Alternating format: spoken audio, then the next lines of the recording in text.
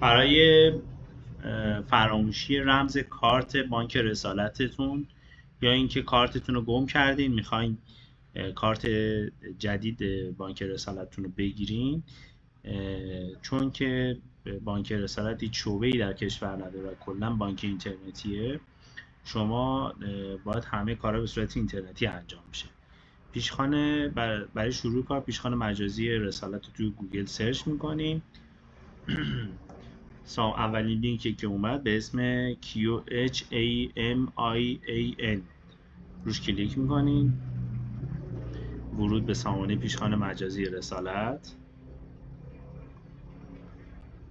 کد ملی و شماره تلفنی که به موقع ثبت نام برای بانک رسالت دادین میدین و کد امنیتی رو وارد میکنین و ورود به سامانه. اسمشه رمز رو وارد میکنین.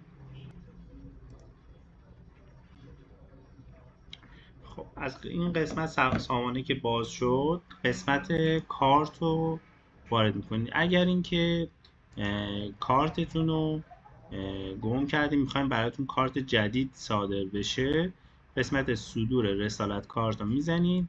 اینجا سپردهتون رو انتخاب میکنین، حالا هر سپرده‌ای که داشتین انتخاب میکنین. بعد نوع صدور کارت میزنین صدور کارت، اینجا تیک میزنین. اگر اینکه میخواین کسی دیگه به غیر از خودتون کارتتون که میاد دم در خونه دریافت کنه، اینجا مشخصات طرف رو میزنین، نام خانوادگی و کد ملی. فرضاً خودتون خونه تشریف ندارین اکثر تایمو، میتونین پدر، مادر، برادر، خواهر، همسر، هر کسی که هست تو خونه میتونین مشخصاتشو بزنین که ایشون کارتتون رو بگیره. ثبت و تایید درخواستتون رو میزنین. اینجا تایید رو میزنید. چون حالا ما از قبل یه دونه درخواست داشتیم فعلا توی سامانه میمونه. برای اینکه یه موقع رمزتون رو اگر فراموش کردین یا رمز کارتتون رو اشتباه زدین، مبلغ حدوداً 22 تومن کارمزد از کیف پولتون کم میکنه. برای پرداخت کارمزدم حالا از هر کارت بانکی که رمز پویا داشته باشه میتونین پرداخت کنین. اینجا برای حالت احراز هویت داره، سریال کارت ملی که پشت کارت ملیتونه ثبت میکنین، احراز هویت 1 یا 2، معمولا 1 خیلی راحت تره.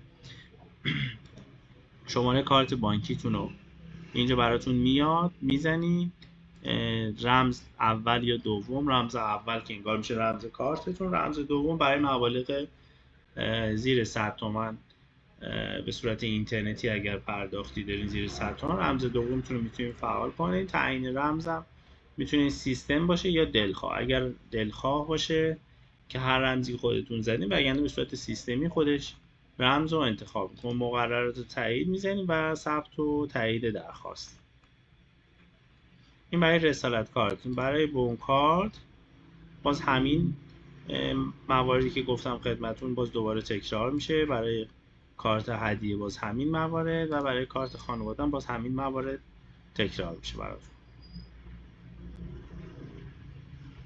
اگر موردی بود که کارتتون مسدود میخواستین مسدود کنین، فرضاً از کارتتون برداشتی داره که شما متوجه نیستین، مسدودی کارت رو میزنین، شماره کارتتون رو اینجا براتون میاد و علت رو توضیح میدین، تیک میزنین و تایید و کارتتون مسدود میشه. و یا حالا به هر دلیلی مثلا رمز رو اشتباه زدین 3 بار، کارتتون مسدود شده، میتونین قسمت رفع مسدودی،